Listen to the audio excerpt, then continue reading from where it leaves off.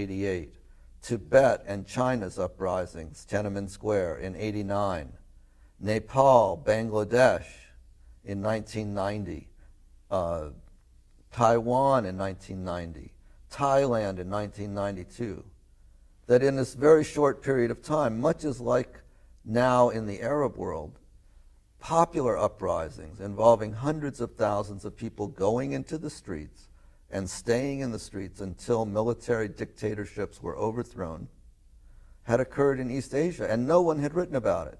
These happened prior to the wave of uprisings in Eastern Europe in 1989, 1990. These were very important. For instance, if you talk or read the accounts from Eastern Europe, many people commented how important the Asian uprisings were in the Philippines, in Nepal, in China, how important those were to their own movements. So the Asian uprisings emanated from the grassroots, not from Gorbachev and top leaders, and they created a dynamic in the only possible way to be understood of the Eros effect, of the revolt spreading. So I was able to understand these movements as involving the spread of revolts and revolutions from one country to another once again. Do you think it's merely an accident or perhaps an oversight that the popular news media did not capitalize on this particular uprising that you've written about? The Gwangju uprising? The Gwangju uprising. Is that an accident, do you think? Why is it that it's not part of important chapters on global history of social movements, for example, about which students should know? In Everybody Asia, knows it is something part about of the the global past. history, No, and I'm increasingly thinking. so in other parts of the world as well, as people become familiar with it. Now, it has to be said, in fairness to the media and everybody, it was covered somewhat at the time. It was somewhat covered at the time. Do you have a chapter on this coverage in your books, and the references to American and European newspapers that wrote about this? Yes. In the same breath that some did on the Paris Commune and other revolutions? Well, but let me continue here. The 1989 movement in China at Tiananmen Square was extensively covered. That, yes, but everyone knows about that. Even Yes. my students who are fairly apolitical know right. about that.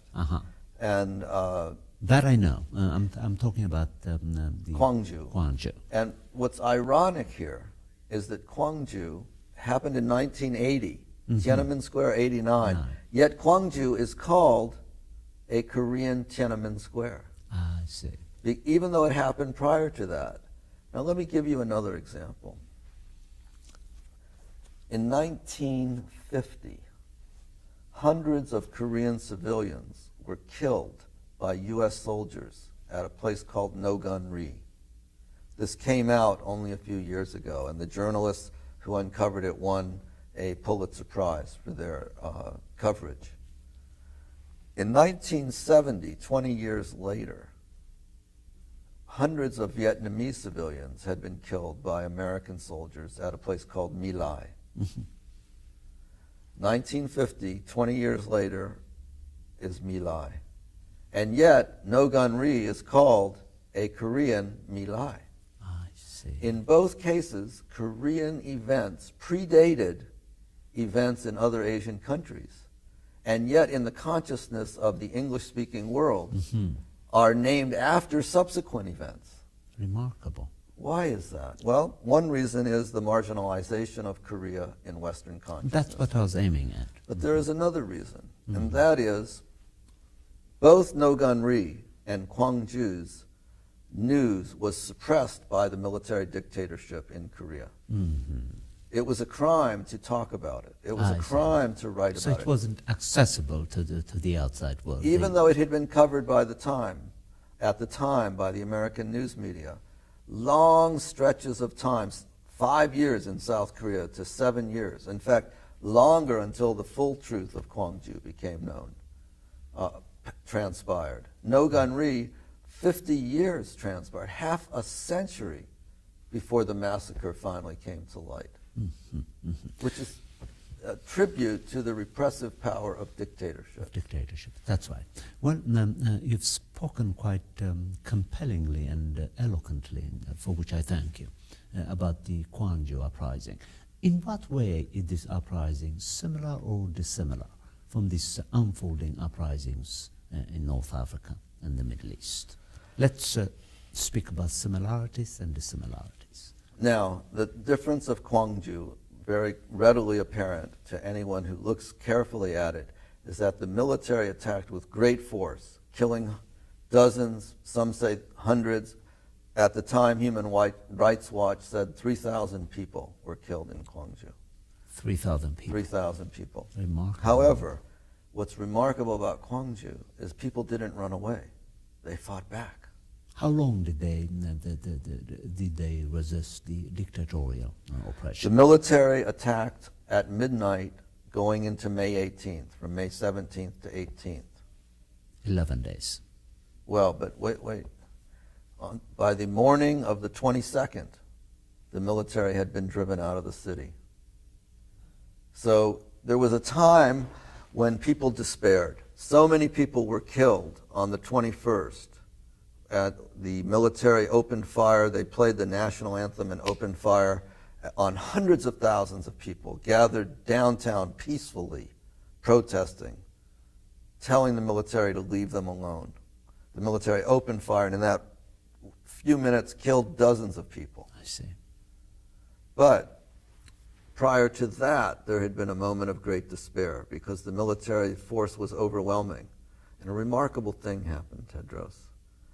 Over 100 taxi drivers and about a dozen bus drivers, you and I would say Greyhound bus drivers, assembled a convoy and attacked the military position, leading and assembling tens of thousands of people behind them.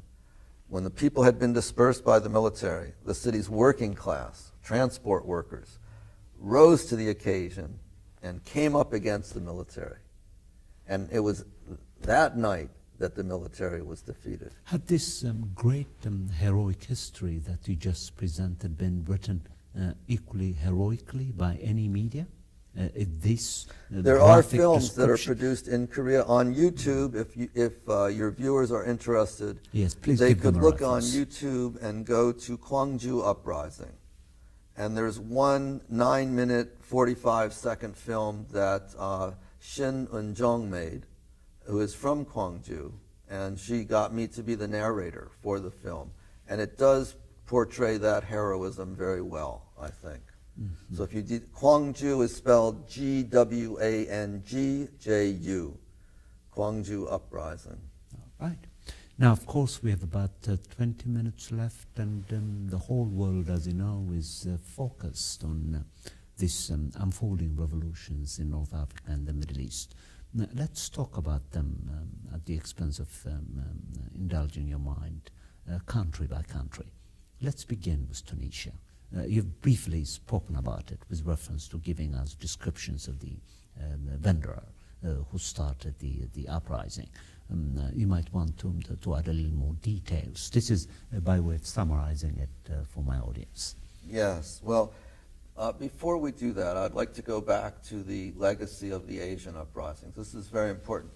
Gwangju became an armed popular insurrection. People took the guns away from the military. They raided police stations. Remember, every young man in South Korea has to go into the military. So people already had military training. But the subsequent uprisings, the Philippines 86, South Korea 87, 19 days consecutively where people stayed in the streets. And these other uprisings that the list I already went through, were not armed uprisings. They were massive, popular uprisings in which people fought back in the streets.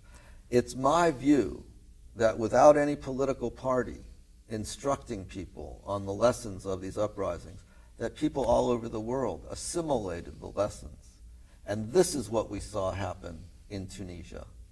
This is what we saw happen in Eastern Europe in 1989, was the articulation by people in action of this very same dynamic.